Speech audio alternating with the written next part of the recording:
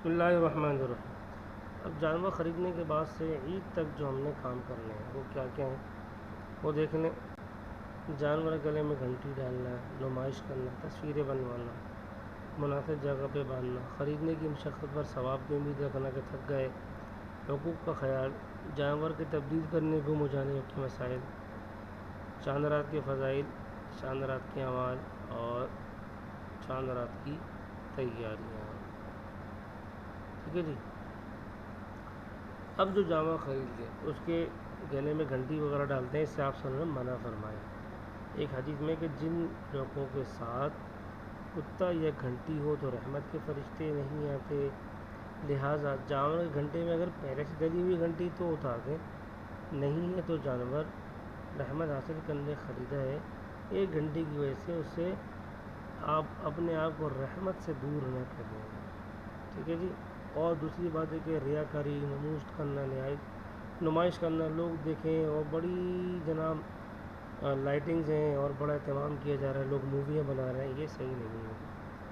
مناسب جگہ باندھیں، گھر میں جگہ ہو تو وہاں باندھیں، باہر اگر جگہ ہو تو وہاں باندھیں، ایسی جگہ باندھیں جہاں جگہ مناسب ہو، لوگوں کو پریشانی نہ ہو، آنے جانے میں لوگوں کو پریشانی نہ ہو۔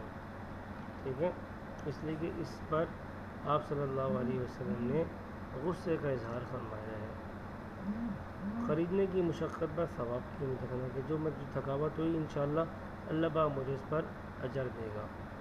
تو حقوق کا خیال رکھنا ہے کہ جانور لینے کے بعد جانور کے حقوق کا بھی خیال ہے۔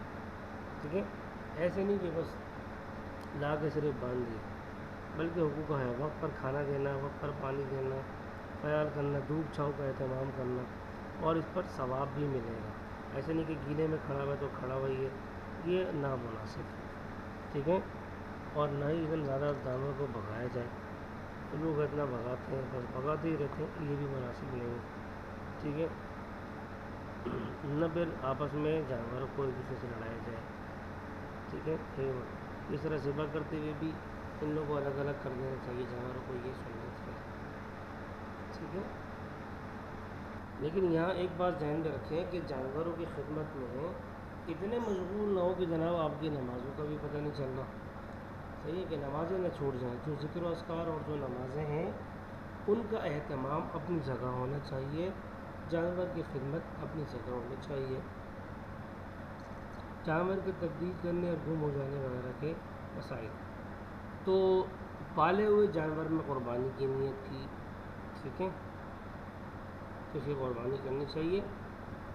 گھر میں پالے ہوئے جانور کے بارے میں یہ نیت کی کہ قربانی کے ایام میں اس کی قربانی کرے گا، تو اس نیت سے اس جانور کی قربانی لازم نہیں ہوگی۔ ایسے جانور کو بدلنا، فروخت کرنا بھی جائز ہے، یعنی جس کی ملکیت میں پہلے ہی سے جانور ہو تو اس کی قربانی کی نیت کر لینے سے اس کی قربانی لازم نہیں ہوتی، آپ اس کو تبدیل کر سکتے ہیں۔ ہاں، اگر جانور خریدنے کے بعد قربانی کی نیت نہیں کی، بعد میں قربانی کی نیت کی تو اس جانور کی قربانی لازم نہیں ہوگی۔ جانور خریدتے وقت آپ نے نیت کی کہ چلو ہو سکتا ہے کہ میں بیچ دوں، ہو سکتا ہے کہ میں کسی کو ساتھ ملا لوں، تو پھر ملانا بھی جائز ہے اور اس کو بیچنا بھی جائز ہے۔ لیکن اگر نیت نہیں کی، صرف قربانی کی نیت کی، تو پھر آپ قربانی اس کو تبدیل نہیں کر سکتے۔ اگر ایک جانور قربانی کی نیت سے خریدا گیا، اس کے بدلے میں دوسرے جانور قربانی کرنا چاہیں تو دوسرا جانور پہلے جانور سے کم قیمت کا نہ ہونا چاہیے۔ دوسرا جانور پہلے جانور سے کم قیمت پر خریدا تو پہلے اور دوسرے کی جانور کی قیمت میں جتنا فرق ہے وہ صدقہ کرنا پڑے گا۔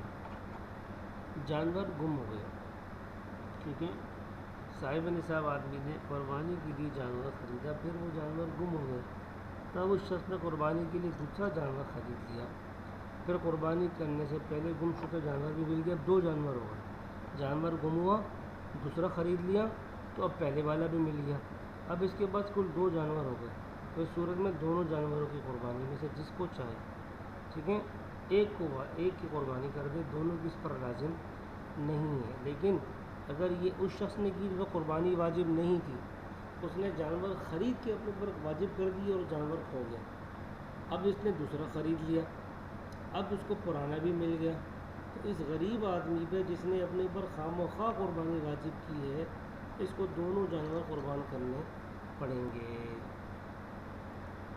اچھا جی، عید کی رات کی فضیلت، کیا فضیلت ہے جی؟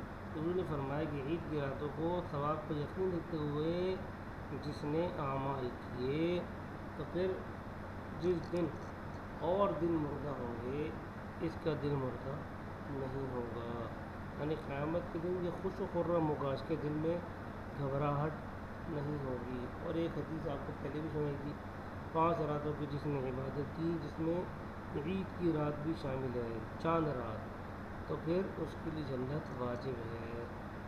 اچھا جی، اعمال کون سے کرنے؟ فرض نمازوں کا اہتمام تو کرنا ہی ہے، خاص طور پہ رات کو عشاء کا اہتمام۔ بہت سے لوگ عشاء کی نماز چھوڑ دیتے ہیں چاند رات کو، یہ صحیح نہیں، یا تو وہ تیاریوں میں گزر جاتا ہے یا بازاروں میں یا پھر جانوں کو گھمانے میں، یہ صحیح نہیں ہے۔ عشاء کی نماز کا اہتمام ہونا چاہیے اور صبح کو فجر کا اہتمام بھی ہونا چاہیے، اور رات کو جو اعمال مناسب ہو، جو آسانی سے کر سکیں وہ کرنا چاہیے، گناہوں سے بچنے کا اہتمام ہونا چاہیے۔ اچھا جی، نوافل، تلاوت، ذکر، استغفار، دعا، گناہوں سے بچنا اور عشاء اور فجر کی نماز کا اہتمام، یہ اس رات کے اعمال ہیں۔ یہ دیکھ سکتے ہیں آپ لوگ، یہ اس رات کے اعمال ہیں۔ جی اچھا جی، اب شب عید کی تیاری، اس میں ہم سے کچھ کوتاہیاں ہوتی ہیں، وہ کیا ہوتی ہیں کہ لوگ یا تو کھیلوں میں مصروف ہو جاتے ہیں، لوڈو لگا لیا، کوئی مووی لگا لی، باہر گپ شپ میں کر دی، یہ سب صحیح نہیں، یا بازاروں میں گھوم رہے ہیں، یہ صحیح نہیں ہے، کمپیوٹر میں موویز لگا لی، یہ بھی صحیح نہیں ہے، بلکہ بازاروں میں گھومنا یہ بھی ٹھیک نہیں ہے، ٹھیک ہے، ہوٹلنگ کر رہے ہیں اس رات میں، یہ بھی صحیح نہیں، بلکہ کیا کرنا چاہیے، اہتمام کے ساتھ ذکر اور عبادت کرنی چاہیے، اہتمام کے ساتھ۔ خلاصہ یہ ہے کہ یہ رات بڑی مبارک اور انتہائی اہم ہے، اس کو آدمی غنیمت سمجھے، اپنا وقت ضائع نہ کرے، اس میں جتنے اعمال ہو سکے وہ کرے، توبہ استغفار کرے، اللہ سے معافی مانگے۔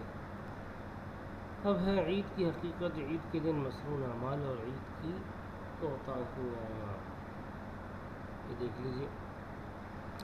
عید کی حقیقت، عید کی حقیقت یہ کہ یہ خوشی کا دن ہے، تہوار کا دن ہے، ہر قوم کو اللہ نے خوشی کا دن عطا فرمایا، مسلمانوں کو بھی عطا فرمایا، 2 عیدیں مسلمانوں کو عطا فرمائی ہیں، اصل میں 2 عیدیں ہیں مسلمانوں، اور دونوں عیدیں کسی عبادت کے اختتام پہ ہیں۔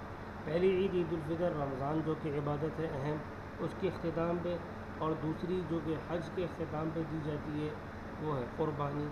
تو وہ یہ 2 عیدیں اللہ رب العزت نے ہمیں عطا فرمائی، عید الفطر اور عید الاضحیٰ، جس کو ہم بقرہ عید بھی کہتے ہیں۔ عید کے دن کرنا کیا چاہیے؟ جلدی اٹھنا چاہیے، صبح نہانا چاہیے، مسواک کرنا چاہیے، اچھے کپڑے پہننے ضروری نہیں ہیں، جو اچھے کپڑے ہوں، صاف ستھرے ہوں، اور شدید مطابق اپنی یعنی بال صاف ستھرے ہوں، بنے ہوئے ہوں، نہائے دھوئے ہوئے، خوشبو لگانی چاہیے۔ عید الاضحیٰ والے دن تو نماز سے عید جانے سے پہلے کچھ اپنے گھر سے کھا کے جانا چاہیے، نہیں کھانا چاہیے۔ عید الفطر میں تو کھانا چاہیے میٹھی چیز، عید الفطر میں اپنی قربانی اگر کوئی کر رہا ہے تو اس کے لیے عید کے بعد اپنی قربانی سے گوشت کھانا زیادہ بہتر اور افضل ہے۔ عید کے دن ہر قسم کی نفلی نماز عید کی نماز سے پہلے ہر جگہ مکروہ ہے، ٹھیک ہے، یعنی عید کے دن عید کی نماز سے پہلے نفلی نماز آپ نہیں پڑھ سکتے۔ اچھا جی، اگر نماز صرف عیدگاہ میں ہوتی ہو تو عیدگاہ میں جا کر عید کی نماز پڑھنا یہ زیادہ بہتر ہے، نہیں تو مسجد میں بھی پڑھ سکتے ہیں اگر کوئی مسائل ہیں، نہیں تو عیدگاہ میں پڑھنا افضل ہے۔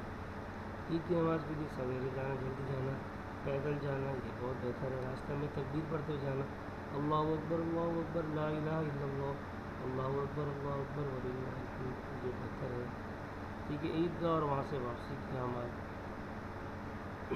یہ پتہ ہو، نیت ہمیں آتی ہو، وہاں پہ ویسے امام صاحب بتاتے تھے 6 زائد تکبیریں ہوتی ہیں، یہ نیت ہو کہ میں 2 رکعت نماز عید پڑھ رہا ہوں واجب، امام کے پیچھے 6 زائد تکبیروں کے ساتھ اللہ اکبر، ٹھیک ہے، یہ طریقہ ہے۔ اور عید کی کچھ کوتاہیاں ہوتی ہیں جو عام طور پہ ہم لوگ کرتے ہیں، وہ کیا ہے کہ ہم اپنے اوپر لازم سمجھتے ہیں کہ جی عید کاٹ دینے ہیں، نئے کپڑے بنوانے ہیں، فلاں کو دینا ہے، فلاں کو، جتنی گنجائش ہو اتنا کرنا چاہیے، دکھلاوے کے لیے ہر ایک کو جوڑے دینا، ہر چیز خریدنا، نئی چیزیں خریدنا یہ لازم نہیں ہے، جتنی استطاعت ہو وہ کر لینا چاہیے۔ اسی طرح عید کے بعد ملنا، مصافحہ کرنا، گلے ملنا، دو مسلمانوں کی ملاقات کے بعد مصافحہ کا سنت، ہاتھ ملانا یہ سنت ہے۔ اگر کوئی سفر سے آئے تو معانقہ یعنی گلے کرنا یہ بھی سنت سے ثابت ہے۔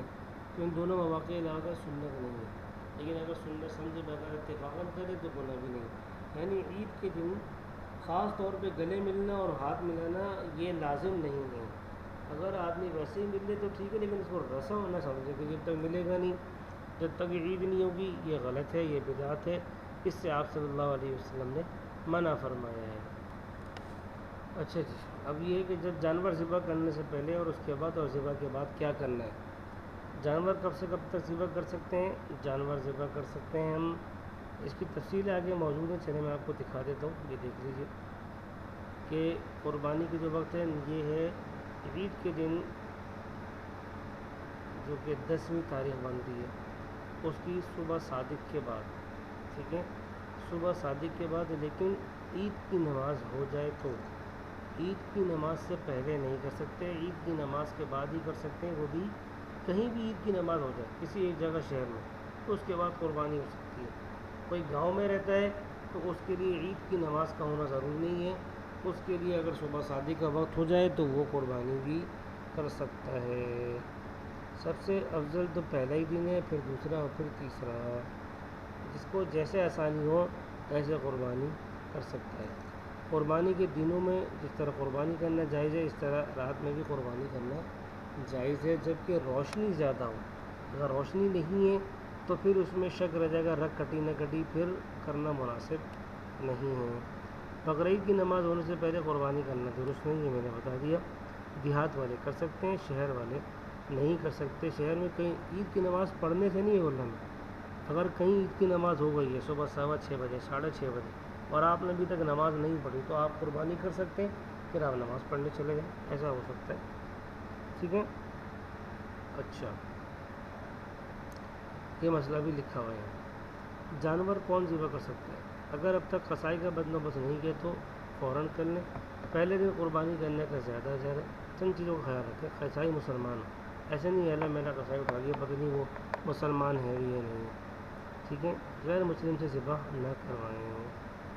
اسی طرح قصائی ذبح کی اجرت ذبح سے پہلے طے کر لیں تاکہ بعد میں لڑائی جھگڑا نہ ہو۔ قربانی کا جانور کا کوئی جز مثلاً کھال یا چربی یا گوشت اجرت میں نہیں دے سکتے، رقم الگ دینی چاہیے۔ یہ ہدیہ کر سکتے ہیں، لیکن اگر آپ اس کو یہ دیکھیں 4,000 روپے دیں گے اور کھال دیں گے، یہ صحیح نہیں۔ کھال الگ سے دیں، کھال تو ویسے بھی رفائی کام میں دینا چاہیے، چربی وغیرہ اگر دینی ہے تو وہ الگ سے دیں، لیکن اس کو قصائی کی اجرت میں شامل نہ کریں۔ ذبح سے قبل ان امور کا اہتمام کریں کہ کیا کریں، جانور کو چارہ وغیرہ کھلائیں، پانی پلانا یہ مستحب ہے۔ چھری بھی تیز کرنی چاہیے، ہلکی چھری سے کاٹنا یہ مکروہ ہے، اور جو قربانی کر رہے ہیں وہ سامنے موجود ہو، اچھی بات ہے۔ اور اس کے علاوہ ذبح کرتے وقت اب ان چیزوں کا اہتمام کر لیں کہ ذبح اپنے ہاتھ سے کریں، یہ زیادہ بہتر ہے۔ اگر نہیں کر سکتے تو پھر ہاتھ لگا لیں، یہ بھی بہتر ہے۔ خود کریں تو یہ زیادہ بہتر ہے۔ عورتیں چونکہ ہاتھ نہیں لگا سکتی، اس لیے وہ ہاتھ نہ لگائیں۔ اگر وہ پردے کا اہتمام کر سکتی ہیں اور پردہ کر کے آ سکتی ہیں، ذبح کر سکتی ہیں، تو ان کو ذبح کرنا بہتر ہے، اور ایسا نہیں کر سکتی تو پھر نہ کریں، ٹھیک ہے جی۔ ایک جانور کو دوسرے جانور کے سامنے ذبح نہ کریں، اچھی بات نہیں ہے۔ جانور گرانے سے پہلے چھری تیز کر لیں، یہ میں نے آپ کو بتا دیا ترغیب۔ رسید کرنے لے جائیں، جہاں ذبح کرنا ہے وہیں گرائیں، ایسا نہیں کہ گرائے کہیں ہے اور کھینچ کے کہیں لے جا رہے ہیں، ذبح کہیں کرنا ہے، یہ اچھی بات نہیں ہے۔ اس طرح یہ ذہن میں رکھیں کہ اگر ذبح کرتے وقت جانور بھاگ گیا، ہاتھ پاؤں چلائے، یا اس کے اندر کوئی ایسا عیب پیدا ہو گیا جس سے قربانی خراب ہو جاتی، ٹانگ ٹوٹ گئی یا اور کوئی بات ایسی ہو گئی، تو کوئی مسئلہ نہیں ہے۔ ایسے وقت میں اگر اس طرح کا کوئی مسئلہ ہو جائے تو قربانی درست ہو جاتی ہے۔ جانور کو قبلہ رخ بٹھانا چاہیے۔ ذبح کرتے وقت ہر ایک کا نام لینا ضرور نہیں ہے، ہاں اس سے پہلے آپ نام پڑھ لیں، ان کی نیت ضروری ہے کہ جی فلاں فلاں کی طرف سے قربانی کر رہا ہوں، نام لینے والا ضروری نہیں، نام لینا ضروری نہیں۔ قربانی کرنے والا بھی اور جانور دونوں کا رخ قبلے کی طرف ہونا چاہیے، اگر آسانی سے ہو جائے تو۔ پھر دعا ہے، یہ دعا انی وجہت وجہی للذی فطر السماوات والارض حنیفا وما انا من المشرکین، یہ پوری دعا ہے، یہ پڑھ لیں، اچھی بات ہے۔ ذبح کا مصنون طریقہ یہ ہے کہ آپ نیت کر لیں کہ میں قربانی کروں اللہ کے لیے، پھر یہ دعا پڑھیں۔ کوئی دعا نہ بھی آتی ہے تو بس بسم اللہ اللہ اکبر پڑھ لیں، اتنا ہی کافی ہے۔ بسم اللہ اللہ اکبر پڑھ لینا یہ کافی ہے۔ یہ بھی نہ پڑھا تو ایک قول یہ کہ مسلمان کے دل میں اللہ کا نام ہے، لہذا اگر مسلمان پڑھنا بھول بھی گیا تب بھی اس جانور کا گوشت حلال ہے، جان بوجھ کر نہ چھوڑے، غلطی سے رہ گیا تو کوئی مسئلے کی بات نہیں ہے۔ اب ذبح کے بعد کیا کرنا ہے؟ ذبح کے بعد کی دعائیں ہیں، اور دعاؤں کا اہتمام کریں، ٹھیک ہے۔ اور اسی طرح ایک دعا اللہم تقبل منی کما تقبلت من حبیبی کا محمد و خلیلی کا ابراہیم علیہ السلام، یہ دعا ہے۔ اچھا، اس کے علاوہ اور کیا ہے؟ اس کے علاوہ اور یہ ہے کہ زندہ جانور کا کوئی عضو کاٹنا ناجائز اور حرام، جب تک جانور ٹھنڈا نہ ہو جائے اس کی کھال وغیرہ کاٹنا، اس کے پاؤں کاٹنا یہ صحیح نہیں ہے۔ عام طور پر قصائی جانور کو ذبح کرنے کے بعد ٹھنڈا نہیں ہونے دیتے، یہ حرام ہے، غلط ہے۔ ان کو بولنے کہ بھائی ٹھنڈا ہونے کا اہتمام کرو، ٹھنڈا ہو جائے پھر کھال وغیرہ کاٹیں، ٹھیک ہے جی۔ اسی طرح اگر کوئی بچہ نکل آیا اس کے پیٹ میں سے تو اس کو بھی ذبح کر دیں، مردہ نکلے تو پھر اس کو استعمال نہ کریں، زندہ نکلے اس کو ذبح کر دیں۔ ذبح کرنے کے بعد جو علائشیں ہیں وہ کیا کہتے ہیں، صحیح جگہ پر ڈالیں۔ اب کیا ہوتا ہے، آدمی ہزاروں لاکھوں روپے کا جانور لاتا ہے، اس کے بعد ٹینٹ وغیرہ لگاتا ہے، اس کے پیسے خرچ کرتا ہے، گاڑی والے کو خرچ کرتا ہے، چارے میں خرچ کرتا ہے، نمود و نمائش میں خرچ کرتا ہے، ان ساری چیزوں میں خرچ کرتا ہے، لیکن ذبح کرنے کے بعد جب 200-400-500 روپے جمع دار کو دینے کی بات آتی ہے تو اس میں ہم کنجوسی کر دیتے ہیں، تو اس سے بھی قربانی خراب ہوتی ہے، کیونکہ لوگوں کو پریشانی ہوتی ہے آنے جانے میں، گزرنے میں۔ اس لیے جب آخری مراحل میں 200-400 روپے کی بات ہو تو وہاں پہ خرچ کر دینا چاہیے، سوچنا نہیں چاہیے، ضروری ہے۔ کھال کے احکام کیا ہیں؟ کھال جو ہے یا تو خود بھی اس کو کھال کو خود یا تو استعمال کریں، اس کو بیچ دیا تو پھر اس کی قیمت کسی کو صدقہ کر دیں، یا پھر رفائی اداروں میں کہیں پہ اپنی کھال کو دے دیں، یہ آپ کی مرضی، خود استعمال بھی کر سکتے ہیں، کسی کو ہدیہ بھی دے سکتے ہیں، مسکینوں کو بھی دے سکتے ہیں، اور اگر اس کو فروخت کریں تو پھر اس کے پیسے کسی کو ہدیہ کر دیں، ٹھیک ہے جی۔ گوشت کے احکام بھی دیکھ لیجئے کہ قربانی کرنے والے کو اپنی قربانی کے گوشت کے متعلق اختیار ہے، چاہے وہ سارا گوشت خود کھائے، چاہے سارا خیرات کر دے، دوستوں میں دے دے، اس کی مرضی ہے۔ افضل یہ ہے اور مصنون ہے کہ 3 حصے کریں، ایک اپنے لیے رکھ لے، ایک رشتہ داروں کو دے دے اور ایک غریبوں کو دے دے، یہ بہتر ہے۔ 7 آدمی شریک ہو سکتے ہیں، زیادہ سے زیادہ، کم سے کم 2 3 4 5 جتنے بھی ہوں وہ شریک ہونے کے بعد اگر ہر ایک بولے کہ جی میرا حصہ چاہیے، کسی ایک نے بھی بولا کہ میرا حصہ چاہیے، تو پھر آپ کو 7 حصے پورے تقسیم کرنے پڑیں گے، اندازے سے نہیں، یہ غلط ہو جائے۔ اگر سب گھر میں آپس میں پکتا ہے، ایک ہی جگہ سب رہتے ہیں، کسی کو کوئی اعتراض بھی نہیں ہے، تو پھر وہاں پہ وزن کرنا اور ایک ایک بوٹی کا حساب کرنا ضروری نہیں ہے، مل بانٹ کے سب جو لے لیں وہ جائز ہے، ٹھیک ہے۔ یہ سب یہاں پہ لکھا ہوا ہے، یہ آپ دیکھ سکتے ہیں۔ قربانی کا گوشت فروخت نہیں کر سکتے، یہ حرام ہے۔ قصائی کو اجرت میں نہیں دے سکتے، یہ بھی حرام ہے۔ علیحدہ سے دیں وہ ٹھیک ہے، فروخت نہیں کرنا، اجرت میں نہیں دینا، اگر دے دیا تو اتنے گوشت کی قیمت پھر صدقہ کرنی پڑے گی۔ قربانی کا گوشت کس کو دے سکتے ہیں؟ قربانی کا گوشت مسلم، غیر مسلم، جیسے عیسائی، یہودی، ان کو دینا جائز، کسی کو بھی دے سکتے ہیں، مسلم غیر مسلم سب کو دے سکتے ہیں۔ اس طرح چربی، چیچڑے، قصائی کو مزدوری میں دینا چاہیے، ویسے اپنے پاس سے دینا چاہیں تو دے دیں، ٹھیک ہے۔ کیا چیزیں کھا سکتے ہیں، کیا نہیں کھا سکتے؟ 7 چیزیں حرام ہیں، اس کے علاوہ سب حلال ہیں۔ بہتا ہوا خون جو جانور کا نکل رہا ہے وہ حلال نہیں ہے، حرام ہے۔ نر کی پیشاب کا یہ حرام ہے، خوب کپور ہے یہ حرام ہے۔ مادہ کی پیشاب کی جگہ حرام ہے۔ غدود جو گٹھلیاں بن جاتی ہیں وہ حرام ہے۔ مثانہ سے پیشاب جمع ہوتا ہے، پتا، یہ 7 چیزیں جانور کی حرام ہے، اس کے علاوہ سب چیزیں حلال ہیں۔ گوشت کی دعوت ٹھیک ہے، دعوت کریں، کھلائیں پلائیں، سب ٹھیک ہے، سب جائز ہے۔ قربانی کے جانور کی چربی بیچنا جائز نہیں ہے، گوشت، چربی وغیرہ سب کو ان کو بیچ نہیں سکتے، بیچ دیا تو پھر رقم کو صدقہ کرنا پڑے گا۔ ایک چھوٹی سی مشق ہے، یہ آپ دیکھ سکتے ہیں، اپلوڈ بھی کر دی جائے گی، یہ دیکھ لیں، ٹرو اینڈ فالس آسانی کے لیے بنائے گئے ہیں۔